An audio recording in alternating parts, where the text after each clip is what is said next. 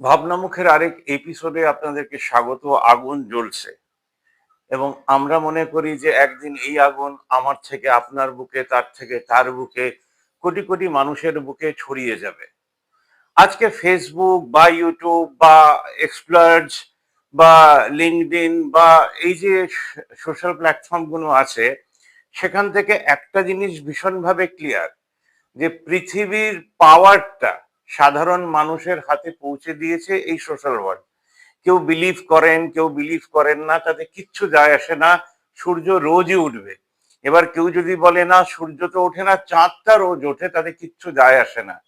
আমরা বিলিভ করতে শুরু করিনি, কি বিলিভ করব? তাই পারসেপশন আর রিয়ালিটি দুটো আলাদা জিনিস। মোদিদির জন্য নেহেরু বেঁচে আছেন, অরঙ্গজেব বেঁচে আছেন, আকবর বেঁচে আছেন, তার কোনো ক্ষমতাই নেই দেশটাকে রুল করার। তাই বিভিন্ন বিষয় নিয়ে তিনি বলেন। আসল ক্রাইসিসটা হচ্ছে দেশকে চালানো না, দেশের মানুষকে বড় করে তোলা। কালকে মানিক রয়, আজকের আমাদের স্টার কোয়েশ্চেনিয়ার এর ভেতরে কোয়েশ্চেন যিনি করেছেন, এটা প্রথম আমরা শুরু করছি। Public question matters, public post matters, সেখান থেকে যাই। উনি একটা অসম্ভব ভালো প্রশ্ন করেছেন, যেটা এখন স্ক্রিনে দেখতে পাচ্ছেন, যে নেতাদের, আমি যদি এক্সাক্ট ওয়ার্ডটা নাও বলি, কারণ দেখে বলছি না, লিখে বলছি না, মন থেকেই বলছি ইচ্ছে করে। তার প্রশ্নটা রেলিভেন্ট, যেটা স্ক্রিনে আছে, আর আমি যেটা প্রেজেন্ট করছি আমার থট, যে নেতাদের ভেতরে কি কি কোয়ালিটি থাকা উচিত। নেতাদের ভেতরে একটাই কোয়ালিটি থাকা উচিত, যে পাবলিককে কি করে উপরে তুলবো আর নিজে কি করে নিচে থাকবো। তার মানে কোনো জায়গায় পিএম এর ছবি থাকবে না, কোনো জায়গায় সিএম এর ছবি থাকবে না, পাবলিকের ছবি থাকবে না। এটা আমাদের দেশে সম্ভব না। ভগৎ সিং জি, নেতাজি, যারা আমাদের দেশের জন্য প্রাণ দিয়েছে, তারা এটাই চেয়েছিলেন, ভারতবর্ষের নাগরিকরা দেশ চালাবে এবং তারা যাতে ভালো থাকে সেই প্রয়াস করবে। ভারতবর্ষে যদি একটাও ঝুগ্গি ঝোপড়ি থাকে, সেখানে যদি বাড়ি না করে দেওয়া থাকে, চানের জায়গা যদি না থাকে, বাথরুম যদি না থাকে, এখনো শ্রীরামপুরে নেই। ভারতবর্ষ জুড়ে এই কাজটা কেন আমরা করতে পারলাম না? তার কারণ হচ্ছে এনজিওদের সাহায্য নিলাম না, হিউম্যান রাইটসদের সাহায্য নিলাম না, 99% পুলিশ, তাদেরকে ইনস্ট্রাকশন দিলাম না যে কোঅপারেটিভ মুভমেন্টকে সাকসেস করার জন্য খাটুন। আপনারা ওই কি বলে, আপনাদের পুলিশ সেন্টারে বসে থাকবেন না, বেরিয়ে পড়ুন, যাতে কোনো অপহরণ না হয়। আর আপনারা যদি আটকাতে না পারেন, তাহলে সাধারণ মানুষের সাহায্য নিন। এটা হচ্ছে নেতার কোয়ালিটি, কিন্তু নেতা বলতে পারলো না। আরো একটু ডিটেলে যাব, ততক্ষণে ওই শেয়ার সাবস্ক্রাইব করে নেবেন।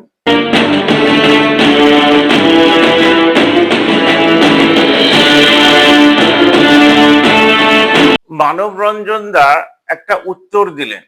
এবার নামটাও যদি ভুল হয় সেটা ভুলে যাবেন, কারণ স্ক্রিনে আমি সেটা দেখাচ্ছি। সেই উত্তরটা অডিওর মাধ্যমে আপনাদের সামনে তুলে ধরছি। এবার একটু অডিওটা শুনে নিন। মানিক রয় যে প্রশ্নটা রেখেছেন, একজন রাজনৈতিক নেতা বা নেত্রী আগামী প্রজন্মের কাছে যদি আদর্শ হয়ে উঠতে চায়, তবে তার করণীয় কি? তার উত্তরে মাধব রঞ্জন সরকার বলেছেন, সৎ আদর্শবান নেতৃত্ব পূর্বেও রাজনীতিতে এসেছেন ও উন্নয়নের সুযোগ পেয়েছেন। বলা যায় জনতা ভরসা করে সুযোগ দিয়েছে। এমন অনেক নেতৃত্ব আছেন যারা দুর্নীতি করেননি, তারপরও সমাধান সম্ভব করে উঠতে পারেননি কেন? অনেকে বলবেন অধিকাংশ দুর্নীতিগ্রস্ত হলে এমন হবেই। এখানেই প্রশ্ন ওঠে, তাহলে উপায় কি? এ তো গেল নেতৃত্বের কথা। অপরদিকে এমন উদাহরণও আছে যেখানে সামাজিক আন্দোলন রাজনৈতিক দল গড়ে ক্ষমতা পেয়েও চরমভাবে ব্যর্থ হয়েছে। যেমন জেপি আন্দোলনের সম্পূর্ণ ক্রান্তি, রাজনৈতিক, সামাজিক, অর্থনৈতিক, শিক্ষাগত, সাংস্কৃতিক, বৌদ্ধিক ও আধ্যাত্মিক বিপ্লব। এই আন্দোলনের মূল মন্ত্র সম্পূর্ণ বিপ্লব, টোটাল রেভলিউশন। সামাজিক ও রাজনৈতিক কাঠামোতে আমূল পরিবর্তন আনতে ব্যর্থ হয়। এছাড়া আন্দোলনের পর গঠিত জনতা পার্টির অভ্যন্তরীণ কোন্দল ও অস্থিতিশীলতা আন্দোলনের আদর্শকে ধরে রাখতে পারেনি। সমীক্ষা হিসেবে জানালাম, মূল বিষয় হচ্ছে এই সময় কোন উপায় গ্রহণ করলে সমাধান সম্ভব হবে। সকলে মতামত, সিদ্ধান্ত জানাতে পারেন। এই সিদ্ধান্তের উদ্দেশ্য আলোচনায় বিশেষ গুরুত্বপূর্ণ। একদম 100% ঠিক কথা বলেছেন মাধব রঞ্জন সরকার, যে আমরা বিতর্ক আলোচনার পরেও কোন সিস্টেমটাকে আপন করে নেব। আসুন পরবর্তী খবরে চলে যাই। অডিওটা শোনার পরে আমি আপনাদেরকে যেটা বোঝাতে চাইছি, উনিও খুব গুরুত্বপূর্ণ কথাগুলো বলেছেন। সেই গুরুত্বপূর্ণ কথাগুলোর মধ্যে একটা জিনিস আমাদেরকে ঠিক করতে হবে, যে ভারতীয় নাগরিকরা আসলে কি করে উঠতে পারবে, ভারতীয় নাগরিকরা আদৌ কিছু করবে কিনা।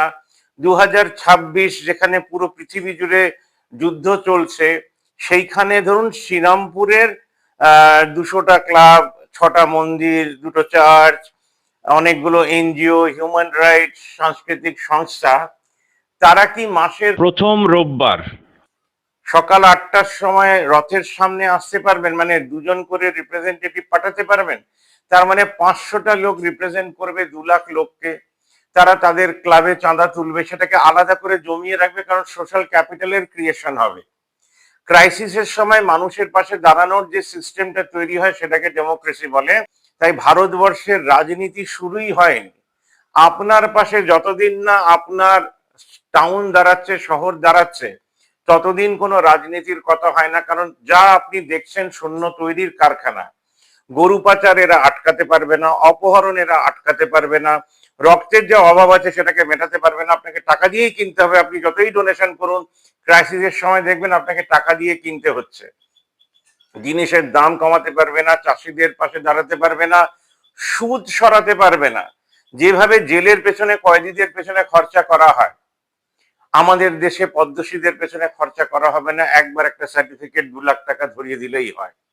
এবার এমন একটা ক্লিপ আপনাদেরকে দেখাচ্ছি, খুব মন দিয়ে দেখবেন। सुप्रीम कोर्ट के चीफ जस्टिस सूर्यकांत का बड़ा फैसला, केंद्र सरकार और राज्य सरकारों से 1 माह के अंदर मांगा जवाब। सुप्रीम में वरिष्ठ वकील अश्वनी उपाध्याय जी ने सुप्रीम कोर्ट में PIL फाइल की, जिसमें देश के सभी कोर्ट में फर्जी शिकायत, फर्जी पुलिस केस के कारण हर साल 2 लाख लोग आत्महत्या कर रहे हैं, जिसमें भूमि कब्जा, एक ही भूमि की कई रजिस्ट्री, दहेज के झूठे मुकदमे के कई मामले हैं, जिसमें सुप्रीम कोर्ट के चीफ जस्टिस सूर्यकांत ने केंद्र एवं राज्य सरकारों को नोटिस जारी कर स्पष्ट कहा कि यदि किसी व्यक्ति ने झूठी शिकायत की तो 10 साल की सजा और झूठी गवाही देने में 5 साल का करवास। देश के सभी पुलिस थाना, कलेक्टर ऑफिस, स्कूल, कॉलेज एवं सार्वजनिक स्थानों में सूचना पट पर स्पष्ट लिखा हो कि झूठी शिकायत पर अब सख्त कार्यवाही होगी। अश्वनी उपाध्याय जी लगातार एक देश एक सख्त नागरिक, कानून लागू होने से देश समृद्ध बनेगा। কারণ যে কথা আমি বলছিলাম, এই যে ফলস কেস যারা করে, তাদের এগেনস্টে কেস হয় না কেন, তাদের জরিমানা হয় না কেন, তাদের জেল হয় না কেন? মানে আপনি ইন্টেনশনালি পুলিশ স্টেশনে গিয়ে ফলস কেস করছেন, সেটাকে পুলিশেরা আটকাতে কেন পারছে না, তার উত্তর আমার দেবার দরকার নেই, সেটা পুলিশেরাই ভালো জানে। আমাদের দেশে উকিলরাই ভালো জানেন, আমাদের দেশে জাজেরাও ভালো জানেন। এইবারকার স্যারে জাজের নাম ঢোকাতে এখন হয়তো জাজ বুঝতে পারবেন, যদি ইলেকশন কমিশনার মাসিক খাটতো, তারা যে বেতনটা নেয় মাসিক, কিন্তু তারা মাসিক খাটে না। They are not responsible to Indian citizens. আমরা ট্যাক্সের টাকার মাধ্যমে দেশটাকে চালাই। তাহলে আমাদের নাম কাটার জন্য যদি 10 কোটি টাকা দেওয়া হতো, তাহলে 64 লাখ কেন একটা নামও বাদ যেত না। এই 10 কোটি টাকা নিয়ে এবার আমি পাকিস্তানে জমি কিনে থাকবো, বিজনেস করব, না বাংলাদেশে, না আমেরিকায়, না ফিলিপিন্সে, না নেদারল্যান্ডে, না কানাডায়, সেটা আমি ঠিক করব। তার মানে আপনার পাড়ার রেজিস্টার নেই, তার মানে পাড়াতে কে কে আছে আপনি জানেন না। কিন্তু ইউনেস্কো যে বলেছে হেরিটেজ, সেই হেরিটেজে পাড়ার রেজিস্টারে আমার বাড়ির লোক সংখ্যা নেই আপনার কাছে। কে মারা গেল, কে জন্ম নিল আপনি জানেন না। তাহলে আপনি কি জানেন? পাড়ার মানুষেরা আঙুল চুষছে, তাই দেশ আমাদেরকে হেনস্থা করে ছাড়ছে। এখনো স্যার নিয়ে কোশ্চেন আছে, কোর্টে থাক না কোর্টে, তারা তাদের মতন দেশ চালাক, কারণ তারা মাস গেলে বেতন পাবে, আপনি পাবেন না। আপনার নাম কাটা গেলেও তারা বেতন পাবে। এই অসভ্য দেশে আমরা বাস করি, যেখানে ডেমোক্রেসি পদদলিত, ইচ্ছেগুলো পদদলিত। তাই আমরা শ্মশানমুখী জীবনযাত্রা পালন করি, আমরা জীবনমুখী জীবনযাত্রা পালন করি না। তাহলে সকাল বাইরে যতই হোক, একটা মোমবাতি জ্বালিয়ে বলবেন আমার দ্বারা এই কাজ হবে, আমি পারবো। আমি চপের দোকান খোলার জন্য জন্ম নিইনি, আমার ছেলে মেয়েদের ভবিষ্যৎ অন্ধকারে আমরা ঠেলে দেব না। আমরা নেতাদের পথ দেখাবো। নেতারা আবার কারা?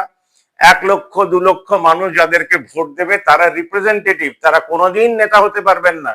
1947-এর আগে নেতারা জন্মেছেন, দেশের জন্য কাজ করেছেন, মারা গেছেন, তারা আর ফিরে আসবেন না দেশটাকে উদ্ধার করার জন্য পরাধীনতার থেকে। আমাদেরকেই সেই কাজ করতে হবে। তাই মাসের প্রথম রোববার শুধু শ্রীরামপুরবাসীদের জন্য বলছি, যদি রিস্টাতে কোনো লিডার জন্মে থাকে তাহলে প্রথম রোববার, সেকেন্ড রোববার, থার্ড রোববার, ফোর্থ রোববার তারাও এই কাজটা করতে পারবেন। সব ক্লাবে 30 টাকা মাথা পিছু পরিবারের চাঁদা করুন। সেটা ক্লাবে জমা দিন, মন্দিরে জমা দিন, পার্টি অফিসে জমা দিন, যেখানে ইচ্ছে জমা দিন। পুরনো খবরের কাগজে জমা দিতে পারেন, বেচলে এখন অনেক টাকা পাওয়া যায়। তার 20% ফিস নিয়ে আসুন।